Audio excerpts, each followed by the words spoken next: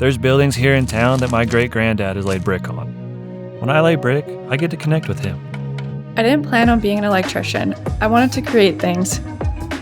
You know, there's this misconception that if you're working fast, there's no way it can be good. But here's the thing, I'm just cutting anything that's slow. There's so much room to make cool things in the trades. And the truth is, most people don't get what goes into it. We're constantly tweaking, improving, trying new methods, and we're not losing quality.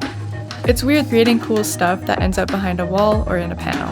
So if we don't show how it's done, no one would ever know it was done right.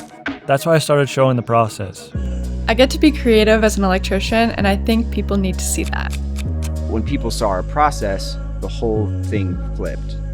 CompanyCam lets me tell the full story, so people know they're in good hands. So the next generation and the people I build for see what good work really looks like. The more people can see what I see, the more they trust we actually know what we're doing. This isn't just work, it's leaving a legacy, and it deserves to be seen. When people see behind the walls, they trust the results. Because we do good work.